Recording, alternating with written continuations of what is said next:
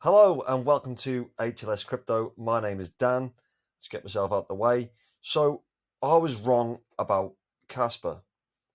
Now I want to caveat this in a certain way because I was never against Kaspa, but having seen the power of their community, having done a bit of research now because I've had a little bit of time to do that, I genuinely think this could be a really good project. I can't believe how I didn't see Kaspa before now. Uh, like I said, I'd seen it, but I didn't pay any attention to it. Let's start with a rumor. A rumor is some are saying that Satoshi Nakamoto, the Bitcoin founder, is behind Casper also. But is this true? I don't know, but let's look at some comparisons. So Casper was released to the world as an open source network just like Bitcoin. No one controls Bitcoin, and just like that, no one controls Casper. Casper had a hard fork 14 days after mainnet launch to fix a bug. Bitcoin also had hard forks in the beginning to remedy bugs. Kaspa, new thing, is a harder data structure to implement that has significant performance benefits compared to blockchain. Block DAGs include parallel and orphan blocks, which are the limiting factor to blockchain speed. That inclusion is what enables the much faster block rate of 1 block per second. Pruning is another breakthrough, removing the trust from nodes to keep the correct history. Casper nodes only need to keep 1.5 days of history to participate in the network, and all blocks are pruned. UTXO sets and block headers are still being kept and constitute only a few GBs. The main difference is the ease of use. BSV block time, 10 minutes. LTC block time, 2.5 minutes. Casper block time, 1 second.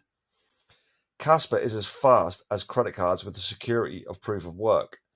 For conventional blockchains, a transaction is considered secure after 6 confirmations. With Casper, it's 10 seconds. And I think that brings us on quite nicely.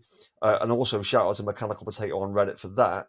But it does bring us on nicely from a comment from one of our viewers. I mentioned this on a previous video, but I'm not sure whether you would have seen this. But Luke Pugliese, I think that's his name. I don't want to butcher it too much. Sounds Italian, maybe. Um, he said, I'm a software engineer manager, and let me tell you, I've spent 14 months researching the tech, utility, dev team, etc. And I'm telling you, the main exchanges are stacking their bags before they list CAS. CAS is a daily driver. By Q4 of this year, what is currently a 10-second complete confirmation time, which we spoke about just a minute ago, on the blockchain will then drop down to 3 seconds. No other coin has done this. How can you use Bitcoin, Ethereum, etc. to buy daily stuff, food, gas, a new computer, etc.? Wait in line for them to say, okay, it's cleared? No. So Bitcoin is gold, Casper is silver. That can be used to be that daily driver. Because of this, it doesn't need to hit but a few bucks to earn that utility in daily use. It's not meant to be worth 68k Bitcoin price.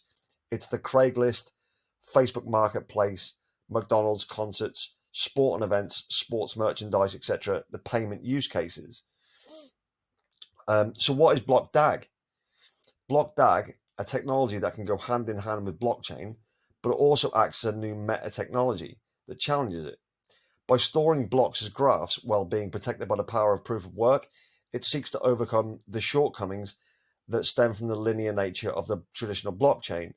Project Casper and their block DAG solved the blockchain trilemma issue, which is a big thing. Everyone's talking about the trilemma. It looks like Casper might solve this. So it solves the blockchain trilemma issues when delivering high block creation and transaction verification speed while not sacrificing security and decentralization. I've genuinely been sleeping on this project now, and I've woken up and I'm going to get into Casper. It's a superb project. Let's look at the chart and think about price. So let's have a quick look at the chart now. As you can see, this chart is phenomenal. Like, it does keep going up. What I want to say is, though, is that I really want to get into the coin. I think 100,000 Casper is where you kind of want to be as a great area. That's about 3,600 at the minute. So the Casper price is 0.36 cents. I do. It's that horrible thing is it's all about controlling your emotions, like we spoke before. Like, I want to get into this like today, but September, I believe, and we're very close to that now.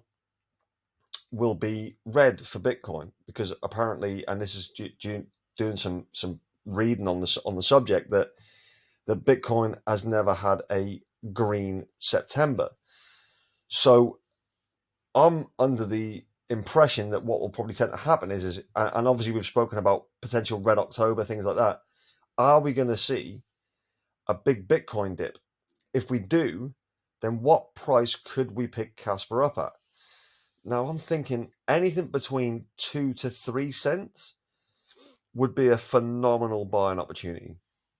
A genuinely phenomenal buying opportunity. I'm looking at one of the comments before we had in one of our videos said between 0.27 and 3 cents would be a Fibonacci retracement. So 0.27 would be perfect. Like I would genuinely go in at that level. Obviously, I want to DCA after that, but I want to get myself an initial bag, and I want to try and do that at the lowest price possible. I can't buy it today. I still think it's slightly high. I do think it'll come down. But if we think about this as a 2025 price, will that make much of a difference? Well, it will if you're going in, if you're going in high, or you're going in with a large sum. So I think the 2025 price at a minimum is 50 cents. I think it could hit $2. That might be a bit bullish. I don't know. From what I've seen so far, I think maybe $2 is on the cards. I've seen 8 to 10 as price predictions as well. I don't think it'll do that. But I think what will happen is FOMO will kick in. I think during the bull run, it'll be ramping up. It'll be people coming in, they'll see it, it'll go into price discovery. And if it does that, then maybe we could see higher prices. But I'll be happy between kind of 50 cents to $2 range. I think would be brilliant. I'm excited by the project. I really am, genuinely am now. It's insane how I was sleeping on this for so long. So finally, Kaspa will also be listed on a tier 1 exchange very soon. Rumors are that it might be Binance. That'd be great. Obviously, I mean, in the UK, Binance is not something that's used much, but I know it's big in the USA. If it is listed on Binance or any other tier 1 exchange, to be honest, but anything like that will give a lot of people the ability to purchase the token, which is something that you've not been able to do if you live in certain regions or whatever. I think this will definitely help get more eyes on the project at least. I believe that a mobile wallet is also in development, so I think that's going to be quite handy as well to catch a lot of the younger generation and things like that. A mobile market would be really useful. A mobile wallet would be really useful. Obviously, I'd always advise, if you can get your coins off exchanges, get them into some sort of cold storage. I think that's the best way to do it. But yeah, I genuinely, I was wrong about Kaspa. I'm happy to admit it. And I think that it's definitely going to be one of my big plays, along with Quant, HBAR, Gala, Trias, etc. The subscribers, by the way, thank you very much for that. They're going up brilliantly. If you like this video, please smash the like button, hit the subscribe button.